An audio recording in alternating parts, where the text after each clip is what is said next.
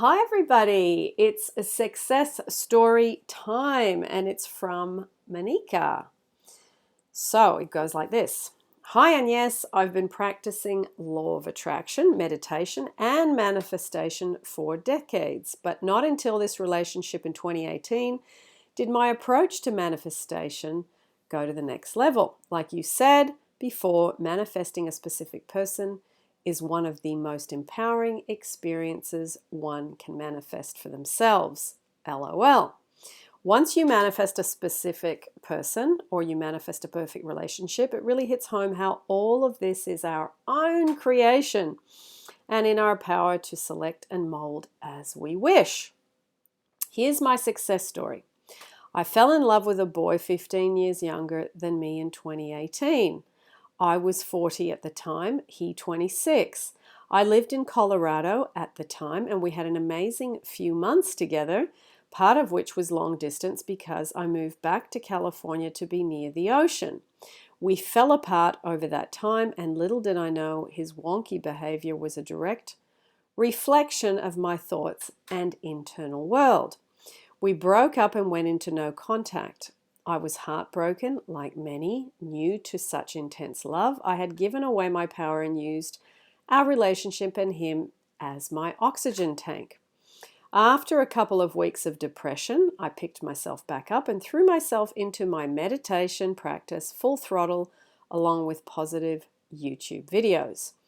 Your channel was one of my go-tos. I was reading Neville, Goddard, Joseph Murphy, Florence, Scovel, Shinn, Catherine Ponder, all the big guns, and somehow it finally hit home how the world is me pushed out at every level. It became something I felt through and through, and I saturated my consciousness with this God state awareness. I began doing states akin to sleep, scripting, affirmations, and all the things for manifesting him back in early 2019. I did manifest closure and a few very positive outcome with my SP number 1 by May 2019, including a free flight invitation and staying in Colorado, but I'll save that for the interview if you feel inspired by my story. By mid-2019, I ended up manifesting an intermediary SP who I basically transferred my obsession to.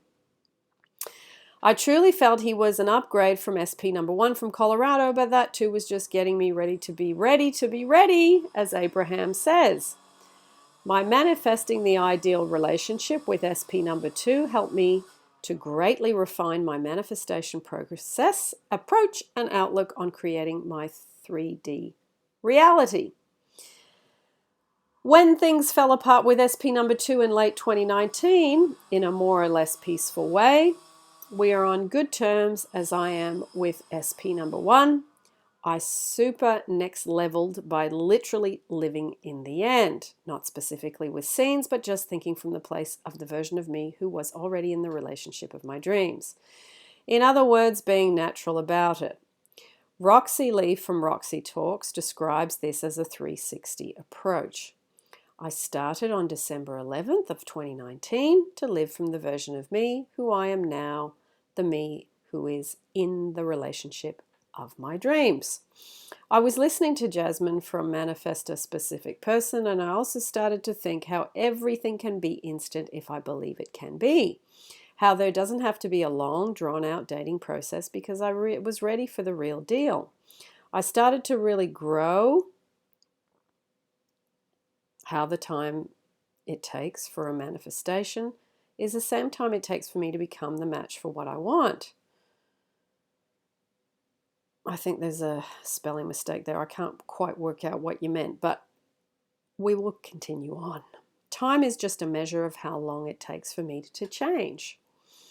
In other words, there is no time. Just like when I dream at night, there is only the perception of time, the space between events, and the faster I shift, the faster my reality reflects that shift back.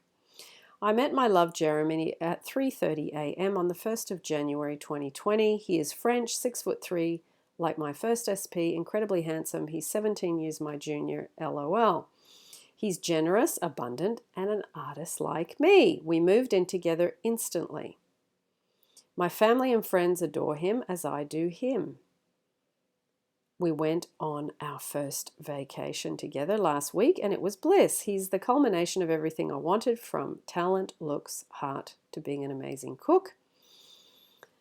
A clean freak, which I love, a surfer like me. It's ridiculous actually, and it's literally like we were made for each other. And most of all, it's natural and effortless. Oh, by the way, I'm vegan and gluten-free, and so is he.